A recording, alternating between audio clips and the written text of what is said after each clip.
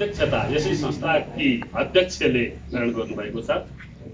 सर्दीय यस कार्यक्रमका अध्यक्षज्यू, मञ्चमा आसीन, मैले अब सबैको नाम लिँदा यहाँ समय बर्बाद हुन्छ। म मितम च सारम च बचो हि वाग्मिता भन्ने सूत्रलाई अवलम्बन गर्छु। मञ्चमा आसीन सबै महानुभावहरू, अतिथि महानुभावहरू र तपाईँ सबै अतिथि महानुभावहरू, कवि स्रष्टाहरू, सबै अतिथि महानुभावहरू, सबैलाई मेरो हृदयतः नमस्कार छ। आज अकस्मात मलाई राजुन भाइले कार्यक्रममा आइदिनुपर्छ दाजु भन्नुभयो, फेसबुकमा पठाउनु भएको थियो। मैले के भने भन्दा यो परिस्थिति अनुकूल छैन, म अलि टाढा बस्छु, यता नेपाल टाढातिर बस्छु, म आफूले साधन पनि चलाउँदिनँ, मलाई सहज होला जस्तो छैन, तपाईँको कार्यक्रम भव्य होस् भनेर शुभकामना दिएको थिएँ। उहाँले यहाँ ल्याउनको लागि कुनै वातावरण बनाउनु भयो होइन। सुशीला बहिनीले मलाई यहाँ ल्याइ पुर्याउनु भयो। हुन त नोबेल साकोसका कार्यक्रमहरूमा यसभन्दा अगाडि पनि म पटक पटक सहभागी भएको छु। आज पनि मैले त्यो सहभागी हुने अवसर पाएँ। सर्वप्रथम म यहाँहरूलाई हाम्रो विक्रमावृय सम्वत 2078 को हार्दिक मङ्गलमय शुभकामना व्यक्त गर्दछु। र त्यसका अतिरिक्त आज हाम्रो सरस्वती बहिनीका माता पिता दुवैका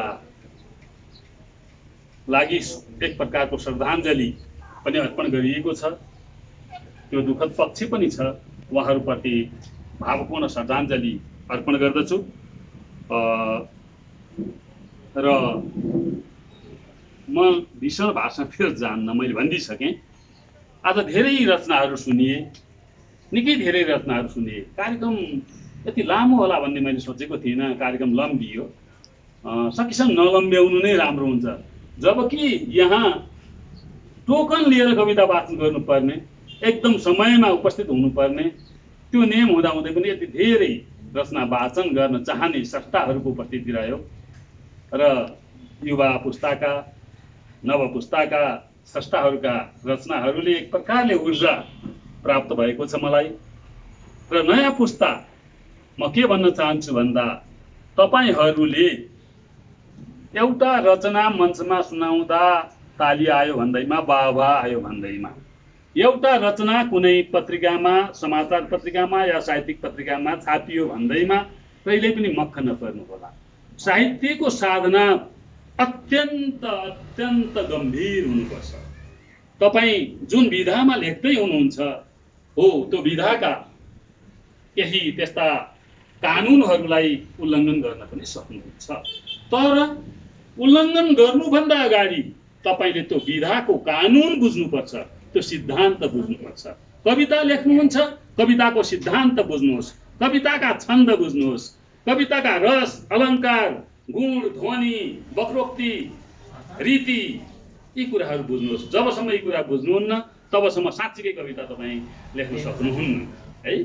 भावना मात्र व्यक्त गरेर त भएन, त्यहाँभित्र चाहिने अलङ्कार, त्यहाँभित्र चाहिने रस, त्यहाँभित्र चाहिने प्रतीक होइन, यी विविध कुराहरू छन्। हो त्यसलाई उल्लङ्घन गर्न सक्नुहुन्छ, मैले भनिसकेँ तपाईँलाई। अब उपन्यास लेख्दा उपन्यासका मूलभूत ती तत्त्वहरूलाई मात्रै लिएर उपन्यास लेख्नु पर्दैन, ती मूलभूत तत्त्वहरूलाई भत्काएर तपाईँ उपन्यास लेख्नु सक्नुहुन्छ। कथा लेख्दा तपाईँले कथाका मूलभूत तत्त्वहरूलाई मानिरहनु पर्दैन, कथाका मूलभूत तत्त्वहरूलाई भाँच्न सक्नुहुन्छ। तर भाँच्नलाई सबभन्दा पहिले तपाईँलाई के जानकारी हुनु पर्यो? त्यसको सिद्धान्त जानकारी हुनु पर्यो नि, त्यसका तत्त्वहरू जानकारी हुनु पर्यो नि। जब सिद्धान्तै जानकारी छैन भने तपाईँ कसरी भाँच्नुहुन्छ? सिद्धान्त। त्यसैले हरेक विधा, तपाईँ गजल लेख्नुहुन्छ, गजलको सिद्धान्त यदि अध्ययन गर्नुभएको छैन भने गजल त झन् इन्टरनेसनल, गजल इज द इन्टरनेसनल एउटा आइटम अफ पोएट्री होइन, एउटा इन्टरनेसनल विधा हो यो। संसारको कुनै पनि भाषामा कवितालाई कहीँ पोएम भनिन्छ, कहीँ नज्म भनिन्छ, कहीँ कविता भनिन्छ, कहीँ सी भनिन्छ है। कवितालाई हरेक भाषामा आफ्ना आफ्ना शब्द छन् कविताका। तर गजललाई इङ्ग्लिसको डिक्सनरी, एडभान्स डिक्सनरी पल्टाउनुहोस्, त्यहाँ गजल GHAZAL, चीनको शब्दकोश पल्टाउनुहोस् गजल, जापानको शब्दकोश पल्टाउनुहोस् गजल, हिन्दीको शब्दकोश पल्टाउनुहोस् गजल, उर्दू फारसी अरबीका शब्दकोश पल्टाउनुहोस् गजल, नेपाली शब्दकोश पल्टाउनुहोस् गजल। त्यसैले गजल is the universal word and the universal item of poetry. मैले यो भन्ने गरेको छु है। मैले धेरै ठाउँमा यो लेखेको पनि छु, मेरा सैद्धान्तिक कुराहरूमा लेखेको पनि छु। र मैले आजभन्दा 25 वर्ष अगाडि लेखेको एउटा शेर भन्छु, जुन शेरले दिल छुँदै छुँदैन लेखेर त्यस्तो गजल हुँदैन। 25 वर्ष अगाडि लेखेको, जुन शेरले दिल छुँदै छुँदैन लेखेर त्यस्तो गजल हुँदैन।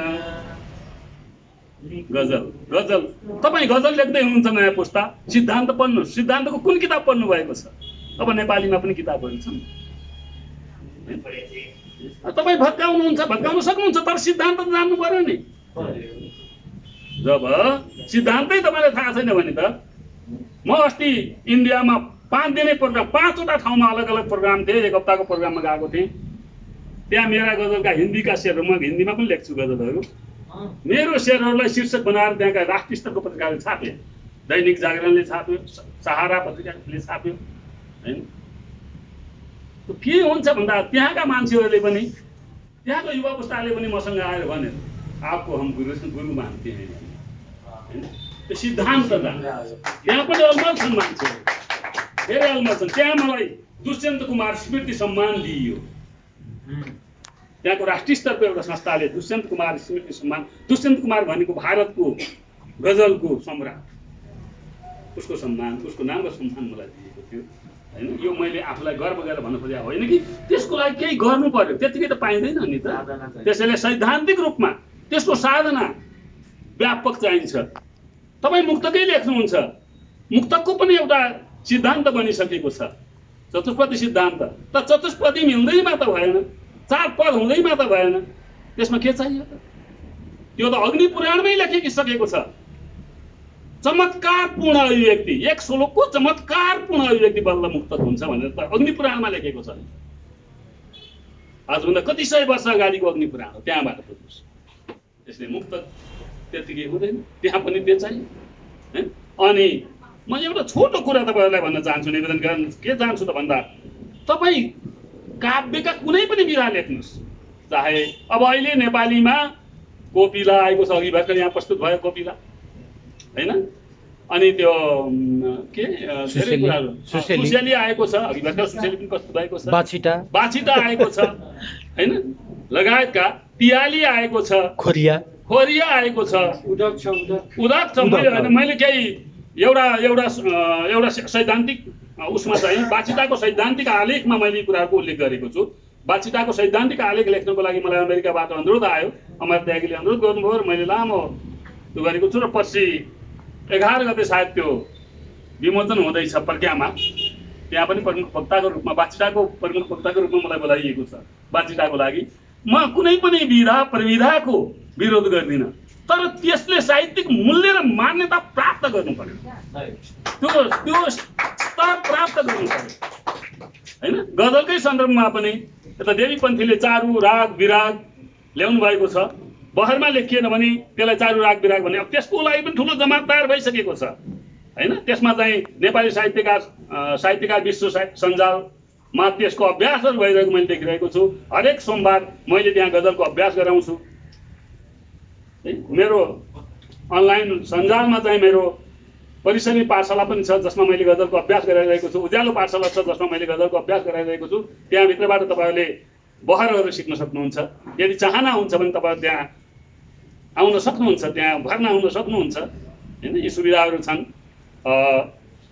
तर मैले एउटा मात्रै कुरा भन्न खोजेँ, के भन्दा कुनै पनि रचना तपाईँको हुन्छ भने, जब कुनै रचना लेख्नुहुन्छ त्यसका लागि कहिल्यै पनि सपाट बयानीले अर्थात् अभिधा अर्थले काम गर्दैन। अभिधा अर्थ त्यो रचना साहित्य हुनै सक्दैन। त्यसैले संस्कृत परम्परामा ध्वन्यार्थ र वाच्यार्थ भनेको छ। ध्वन्यार्थ र वाच्यार्थ, तर अभिधार्थले हुँदैन। हिन्दी परम्परामा त्यसैले त्यसलाई सपाट बयानी भन्छ। उर्दूकाहरूले पनि सपाट बयानी कविता नहीं होती है भन्छ उनीहरू। सपाट बयानी, तपाईँ सिधै कुनै कुरा भन्नुभयो भने त्यसले साहित्यको रूप प्राप्त गर्न सक्दैन। त अब हामीले लेख्ने साहित्यमा त्यो मैले अहिले यहाँ तपाईँहरूलाई म पनि विद्यार्थी हुँ, गजलको विद्यार्थी, साहित्यको विद्यार्थी, समालोचनाको विद्यार्थी। मैले गजल मात्र लेखेको छैन होइन। अघि उहाँले भन्नुभयो मेरा 25वटा कृतिहरू प्रकाशित छन्, त्यो विविध विधाका छन्। तर पनि मैले प्राय म गजलको विद्यार्थी हुँ भन्छु। गजलमा मैले भन्दा बढी अध्ययन गरेँ, त्यसमा रिसर्च गरेँ, त्यसैमा अहिले पनि म रिसर्च गर्दैछु, अहिले पनि लागिरहन्छु।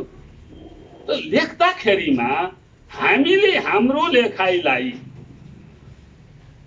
मैले पढेको आधारमा भनेको, मैले तपाईँलाई सन्देश दिन खोजेको होइन, मैले तपाईँलाई यहाँ कुनै चाहिँ उपदेश दिन खोजेको होइन। मैले पढेको आधारमा, मैले बुझेको आधारमा ती कुराहरू भन्दैछु। के भन्दा हाम्रो रचनाभित्र त्यहाँ भाव हुनु पर्यो, त्यहाँ विचार पनि हुनु पर्यो, त्यसपछि कल्पना हुनु पर्यो। अब यो कल्पना भन्ने बित्तिकै तपाईँ कलरिजको कल्पना सिद्धान्त पढ्न जान सक्नुहुन्छ। कलरिजको कल्पना सिद्धान्त सक्नुहुन्न भने पनि कल्पना, अभिनव कल्पना। तपाईँ कुनै कुरा देख्नुहुन्छ, एउटा रुखलाई तपस्वी बनाइदिन सक्नुहुन्छ कल्पना गरेर। रत्नजी हुनुहुन्छ अहिले, मैले उहाँलाई मेरो अग्रज हो, उहाँ साहित्यको लागि एकदम लामो समय दिएको मान्छे होइन, अरू पनि हुनुहुन्छ त्यो, तर रत्नजीको नाम मैले लिएँ कि यहाँ अहिले। यो एउटा रुखलाई तपस्वी, तरुण तपस्वी भन्ने तपाईँले पढ्नुभयो होला लेखनाथ पौड्यालको।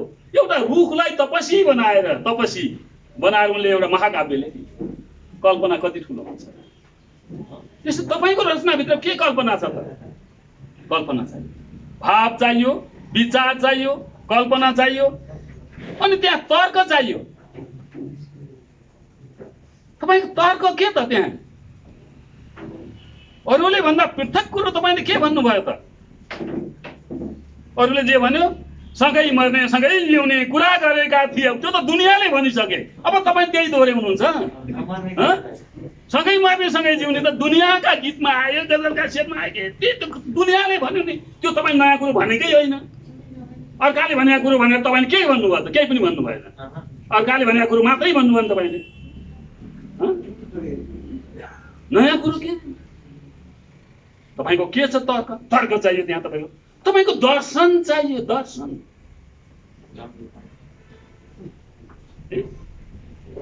अनि यी सबै कुराका अतिरिक्त हामीले विषयवस्तु, कथ्य, प्लट त्यो त चाहिन्छ हामीलाई। त्यो कहाँबाट चयन गर्छौँ त? त्यो प्लट हामीले सुनेको कुराले गर्छौँ। देवकोटा त्यति बेला भोट पुगेका थिएनन्, तर भोटको कति राम्रो वर्णन गरे मुनामदनमा। देवकोटा भोट पुगेकै थिएनन्, मुनामदनमा कति राम्रो वर्णन गरे। त्यो सुनेको भरमा हो। श्रुति, तपाईँले सुनेको कुरालाई आख्यानमा कसरी ढाल्न सक्नुहुन्छ, अथवा सुनेको कुरालाई तपाईँका कविताका पंक्तिमा कसरी ढाल्न सक्नुहुन्छ, सुनेको कुरालाई तपाईँका गीतका भावमा कसरी ल्याउन सक्नुहुन्छ नयाँ ढङ्गले। दृष्टि, अब अर्को कुरा दृष्टि। तपाईँले संसार देख्नु भएको छ, त्यो देखेको कुराले पनि तपाईँलाई धेरै धेरै सामग्री मिल्छ, कच्चा सामग्री रचनाको लागि। त्यही भएर स्रष्टाहरू बढी भ्रमण गर्नुपर्छ भन्छ। स्रष्टाहरूले जति भ्रमण गर्यो उति उसको प्रतिभा सम्पोषित हुन्छ, उसले विषय पाउँछ। श्रुति, दृष्टि, त्यसपछि गएर अनुभूति, त्यसको अर्को अनुभूति। अनुभूति, कल्पना र अनुभूति त यति महत्त्वपूर्ण कुरा हुन्छ नि। दुईटा कुरा जीवनमा बिहे नै नगरेको कुनै केटीले या केटाले, युवकले, युवतीले छोराछोरी पाएको अनुभूति गरेर लेख्दिन्छन्। लभै नगरेकोले होइन। मलाई के हुन्थ्यो भन्दा नि, म पनि तपाईँ जस्तो जवान थिएँ नि त। मैले गजल लेख्दा त म त 40 सालदेखि गजल लेखेको मान्छे नि। म मेरो क्लासमा बस्ने बित्तिकै गुरुजी सर एउटा गजल भनिहाल्नुहोस् भन्थे विद्यार्थीहरूले। अहिले पनि भन्छन्, अझै पनि त्यस्तो गर्छन्।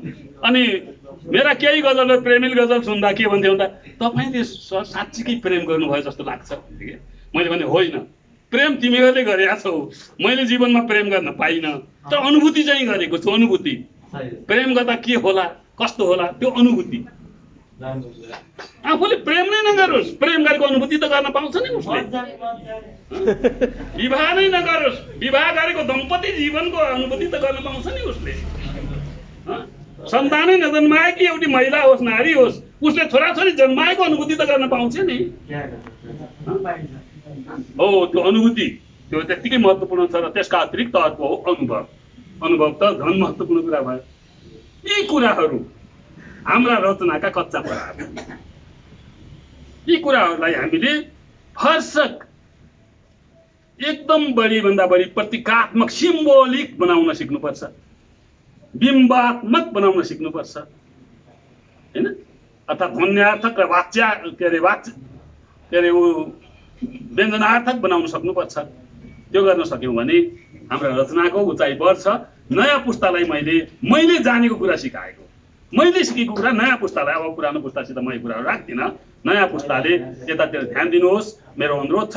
र सिद्धान्त मैले एउटा महत्त्वपूर्ण कुरा भनेको छु तपाईँहरूलाई। अघि हाम्रो पराजुली सरले भन्दै हुनुहुन्थ्यो नि, एकजना बहिनीलाई मुक्तक वाचन गर्ने शैलीको कुरा उहाँले भन्नुभयो। वाचन गर्ने शैली पनि विविध छन् त। त्यो बहिनीको वाचन गर्ने शैलीलाई म गलत भन्दिनँ, तर के भन्दा हैन, कसैलाई पनि गलत भन्न हुँदैन, त्यो पनि शैली हो एउटा, हैन? तर पनि एउटा मानक वाचन गर्ने शैली उहाँले सिकाउनु भयो। त्यो मानक वाचन गर्ने शैलीको सिद्धान्त हो त्यो उहाँले सिकाएको, मानौँ। तर त्यसलाई भत्काउने अधिकार त्यो बहिनीलाई, राउत बहिनीलाई छ। मैले भने नि, भत्काउने अधिकार त मैले तपाईँलाई भनिसकेँ, भत्काउने अधिकार तपाईँलाई छ। तर भत्काउने अधिकार त्यति बेला छ जब तपाईँले त्यसको वास्तविक वस्तुगत ज्ञान प्राप्त गर्नुहुन्छ।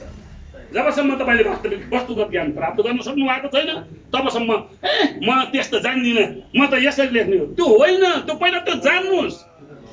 छन्द नजानिकन छन्दको विरोध गर्ने मान्छेहरू ती मूर्ख हुन्।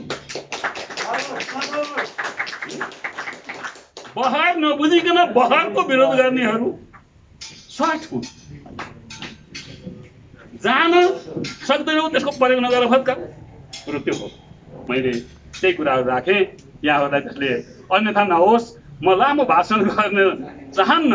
अब म एउटा गजल, आफ्नो गजल, म एउटा गजलको विद्यार्थी भएको नाताले म एउटा गजल तपाईँहरू समक्ष सुनाउँछु।